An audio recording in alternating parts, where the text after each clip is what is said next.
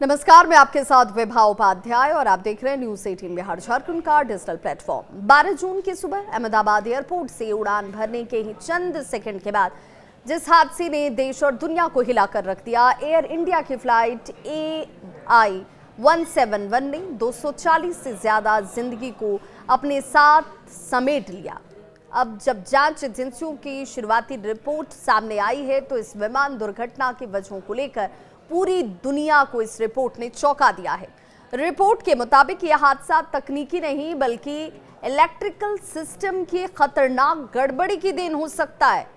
12 जून की सुबह अहमदाबाद से लंदन जा रही एयर इंडिया की फ्लाइट AI 171 ने उड़ान भरते ही महज 26 सेकंड में अपना नियंत्रण खो दिया था और सीधा जा गिरा सरदार वल्लभ भाई पटेल मेडिकल कॉलेज के हॉस्टल पर। इस हादसे में 240 से अधिक यात्री और जमीन पर मौजूद कई लोगों की मौत हो गई, लेकिन चमत्कारिक रूप से एक यात्री विश्वास कुमार रमेश जीवित भी बच गए।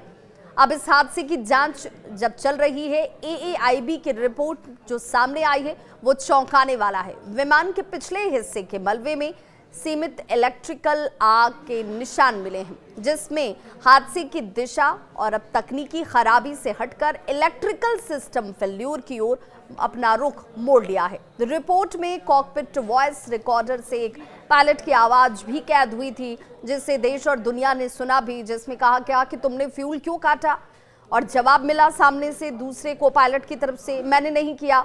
यानी इंजन फ्यूल कंट्रोल खुद ब खुद कट ऑफ मोड में चला गया। जांच में यह भी पाया गया कि इलेक्ट्रिकल सिस्टम की गड़बड़ी ने इंजन कंट्रोल यूनिट यानी कि ECU को गलत डेटा भेजा, जिससे दोनों इंजन एक साथ बंद हो गए। RAT ने इमरजेंसी पावर देने की कोशिश जरूर की, लेकिन उड़ान की ऊंचाई इतनी कम थी कि पायलट कुछ भी नहीं कर पाए।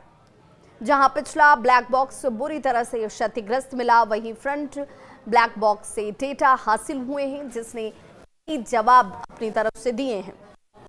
एक और बड़ा सुराग इसमें मिला। हादसे से पहले की फ्लाइट AI 423 में पायलट ने स्टैब पॉज XDCR सेंसर खराबी की शिकायत की थी, जो विमान की पिच कंट्रोल करता है।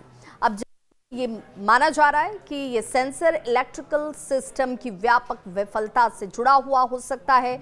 और हादसे के इकलौते जीवित यात्री विश्वास कुमार ने यह भी कहा कि केबिन की लाइट्स जो है वो कभी हरी और कभी सफेद रंग की टिमटिमा रही थी। फिर एक धमाका जोर का हुआ और सब कुछ शांत हो गया। इस बयान ने भी इलेक्ट्रिकल फॉल्ट की थ्योरी को और मजबूत किया है। एक तरीके से ये मानकर चला जा रहा है कि ईंधन लीकेज की संभावनाओं को जांचा जब गया तो फ्यूल जो टैंक्स और बोजर्स थे उसके जो सैंपल लिए गए वो बिल्कुल सामान्य पाए गए। हादसे के बाद एयर इंडिया ने अपने सभी 787 ड्रीम लाइनर की गहन जांच भी की और 26 विमानों को उड़ान के लिए फिर से मंजूरी दी है।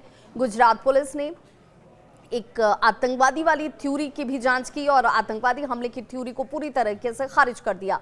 मलबे में किसी तरह के विस्फोटक के निशान भी नहीं मिले। यह हादसा सिर्फ एक तकनीकी विफलता नहीं बल्कि एक तरीके से देखा जाए तो सवालों का वो बड़ा झटका है, जिसने विमान की सुरक्षा, रखरखाव, जो निर्णय प्रक्रिया है उस पर एक बार फिर से सोचने को हम सबको मजबूर कर दिया है। AI 171 भले ही 26 सेकंड में क्रैश हुआ हो, लेकिन उसके पीछे की कहानी शायद अब तक की सबसे ज्यादा कॉम्प्लेक्स जांच कह लीजिए, जटिल जांच कह लीजिए, उसमें इस वक्त बदल चुकी है।